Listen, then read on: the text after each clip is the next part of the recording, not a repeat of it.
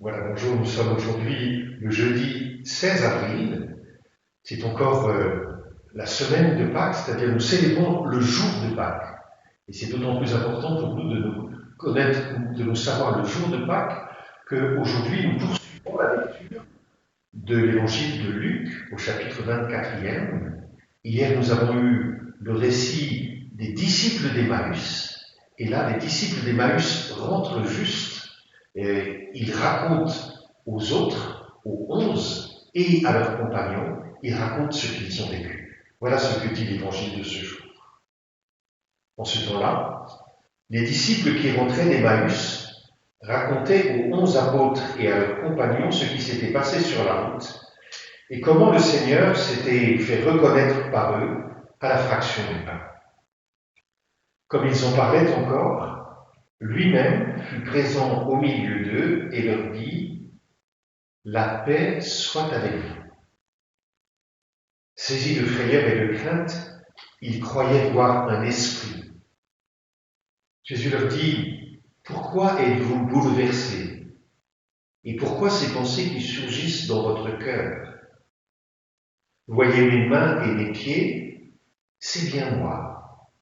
Touchez-moi, regardez.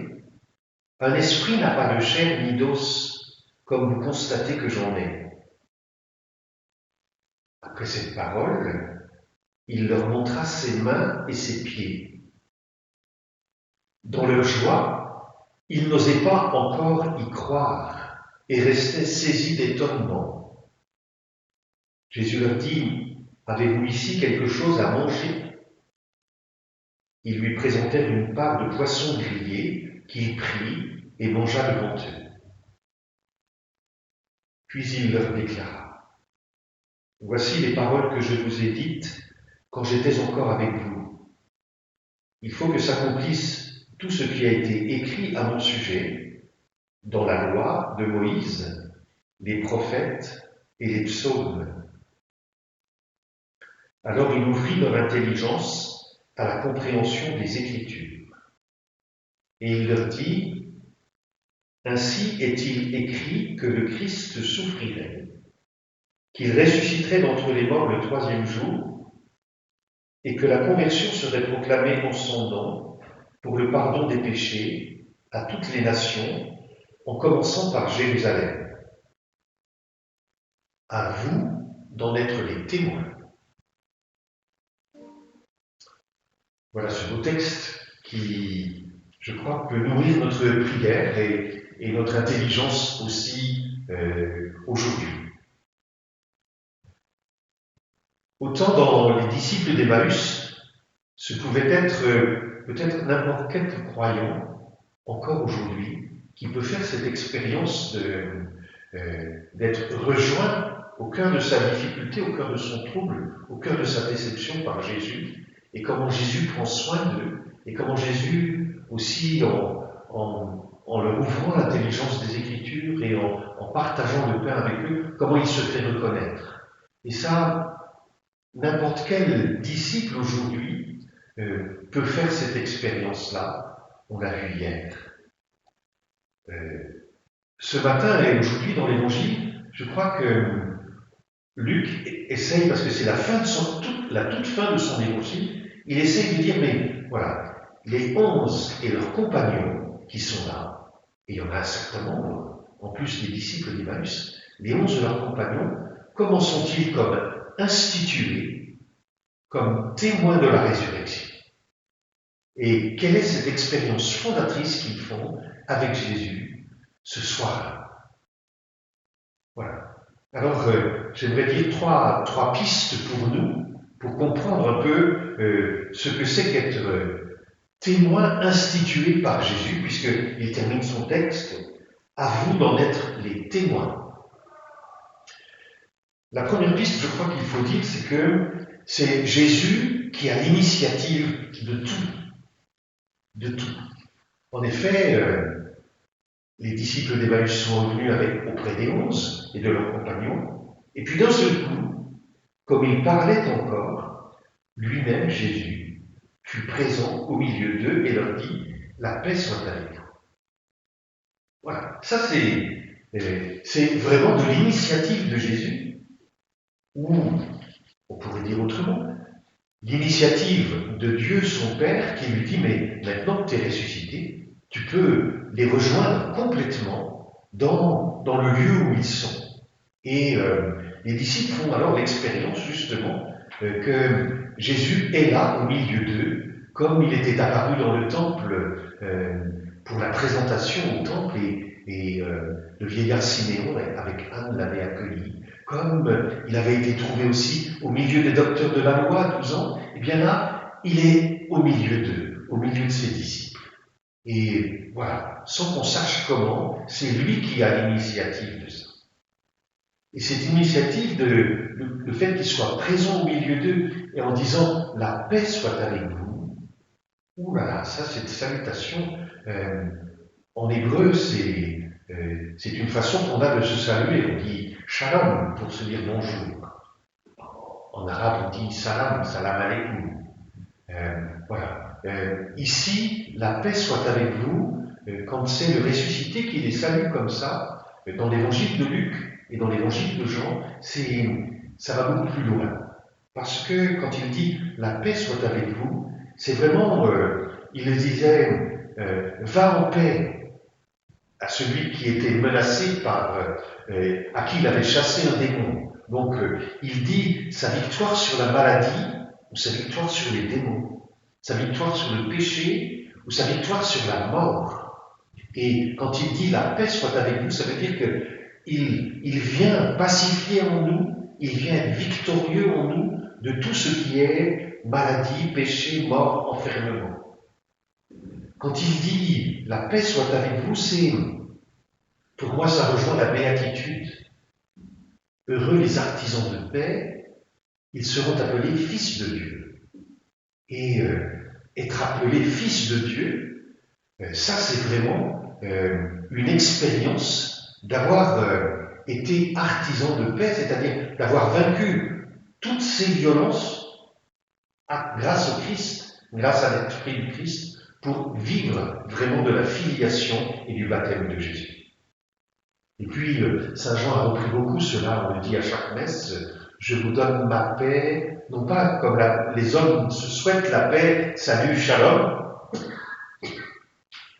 mais je vous donne ma paix, celle que le Père me donne, celle dans laquelle je vous introduis en communion avec moi.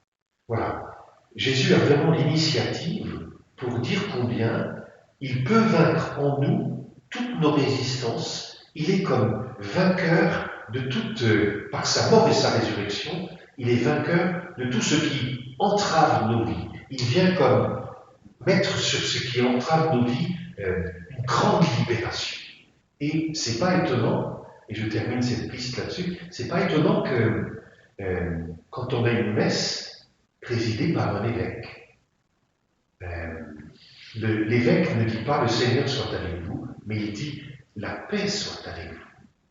Et je crois que ça c'est très important parce qu'il se positionne exactement dans cette posture qu'a le Christ ressuscité, de pouvoir souhaiter et désirer et faire expérimenter sa paix de fils du bien-aimé du Père et de la proposer à tous ceux qui sont là.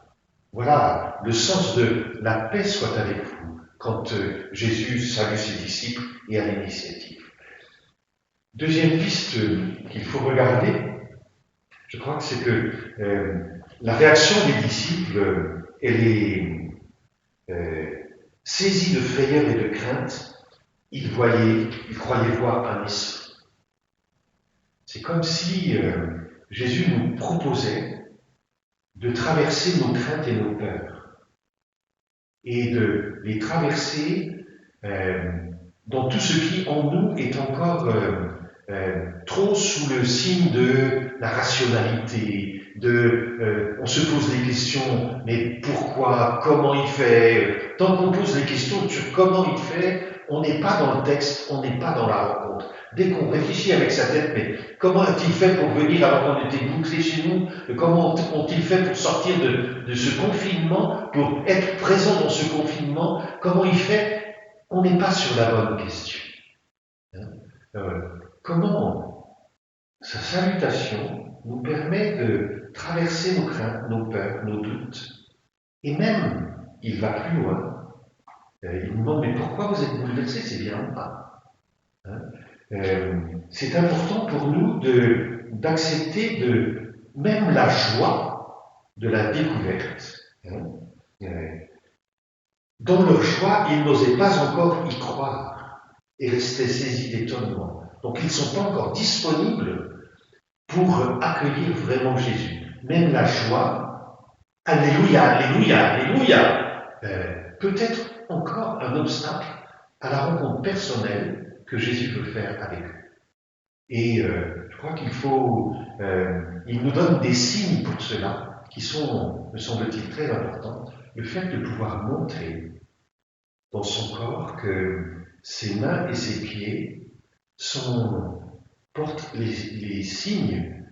Le crucifié, c'est vraiment le ressuscité. Et il nous invite à toucher, à regarder, qu'il est bien en chair et en os. Et puis, l'autre élément qu'il donne pour les cartésiens, on dirait les platoniciens que nous sommes, la culture grecque, dans laquelle Luc il traduit cet évangile, eh bien, dans la culture grecque, la notion de corps est très importante et nos corps n'enferment pas notre esprit, c'est beaucoup plus large que ça. Du coup, donnez-moi à manger, partagez le repas, ça devient comme son signe. D'ailleurs, les disciples d'Emmaüs ne se sont pas trompés. Sa façon de partager le pain à Emmaüs font qu'ils le reconnaissent, et là, sa façon de manger le poisson fait qu'ils le reconnaissent bien. Donc, le regarder, mais aussi manger avec lui.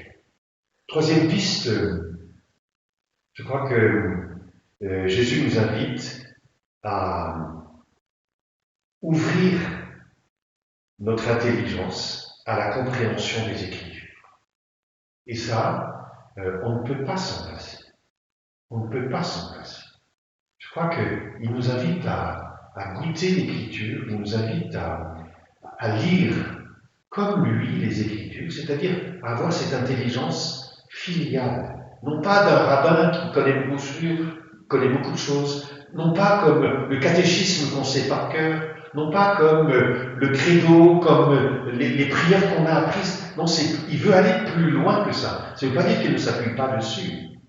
Mais ça veut dire qu'il veut nous donner son intelligence des Écritures, son Esprit Saint, pour pouvoir comprendre de l'intérieur que, de fait, le Christ souffrirait, qu'il ressusciterait d'entre les morts le troisième jour, et qu'il pouvait s'adresser à tout homme. Alors, je crois que ce qui manque dans ce texte, et qui est dans le chapitre 24 encore, mais les deux derniers versets du chapitre 24, c'est qu'il leur donne son esprit. Et en donnant son esprit, c'est donner l'intelligence des Écritures. Ce que je crois qu'on peut demander les uns et les autres, les uns pour les autres aussi, c'est de se laisser guider, de se laisser ouvrir l'intelligence à la compréhension filiale des Écritures. Pour terminer avec Luc à la guitare, on va vous chanter cet hymne de Didier Rimaud qu'on aurait pu chanter hier, mais qui vaut encore aujourd'hui à cause du rapport aux Écritures. C'est écrit davantage en fonction des disciples d'Emmaüs, mais je crois que c'est pour le temps pascal vraiment une hymne très très belle. Jésus qui m'a brûlé le cœur au carrefour des Écritures, ne permet pas que leurs blessures en moi souffrent. Tourne mes sens à l'intérieur, force mes pas à l'aventure, pour que le feu de ton bonheur en l'autre plaide. La table où tu voulais t'asseoir, pour l'affection qui te révèle, je la revois, elle étincelle. se lève et que je sorte dans le soir où trop les miens sont sans doute et pas ton nom dans mon regard. Et toi, t'enlèves. Leurs yeux ne t'ont jamais trouvé, tu n'entres plus dans leur auberge, et chacun dit où donc irais-je, si Dieu me porte. Mais ton printemps s'est réveillé dans les salmons à bout de sel, pour que je sois cet étranger de grande Pâques.